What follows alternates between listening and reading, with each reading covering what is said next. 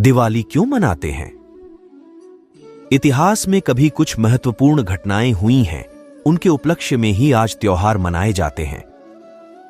हम क्रिसमस मनाते हैं क्योंकि उस दिन कुछ महत्वपूर्ण बात हुई थी। लोग ईद मनाते हैं क्योंकि भूतकाल में उसी दिन कुछ अच्छा हुआ था। इस प्रकार हम उत्सव मनाते हैं। हर त्योहार के पीछे कोई कहानी है या फिर उसका कोई ज्योतिषी महत्व है।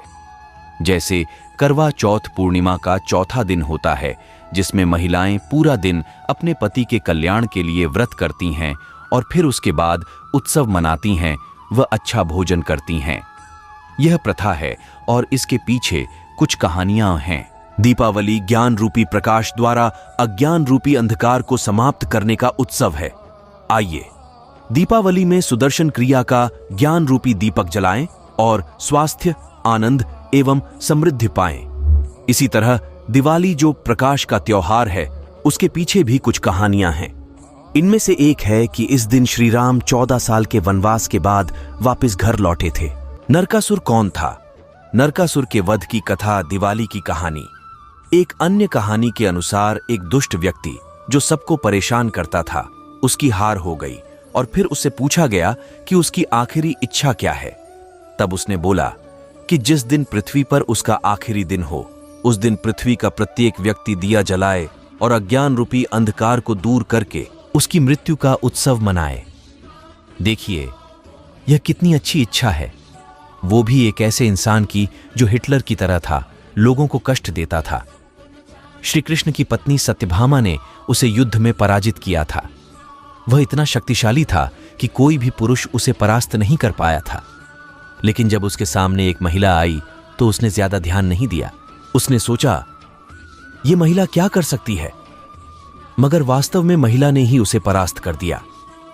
कृष्ण की पहली पत्नी ने उसे हराया और उसके पीछे कृष्ण ही थे।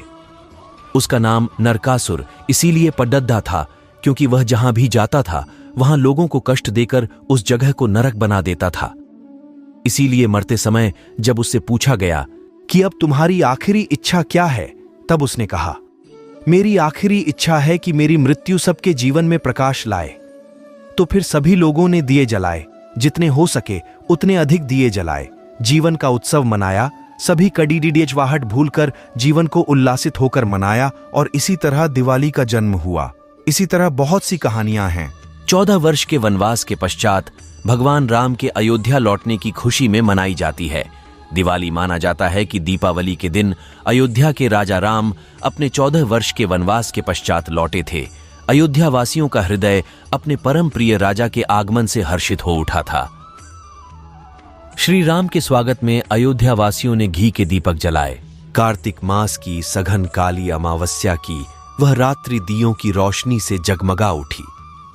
तब से आज तक भारत के लोग प्रतिवर्ष यह प्रकाश पर्व हर्ष और उल्लास से मनाते हैं। भारतीयों का विश्वास है कि सत्य की सदा जीत होती है और असत्य की हार होती है। दोस्तों, इस वीडियो में इतना ही है।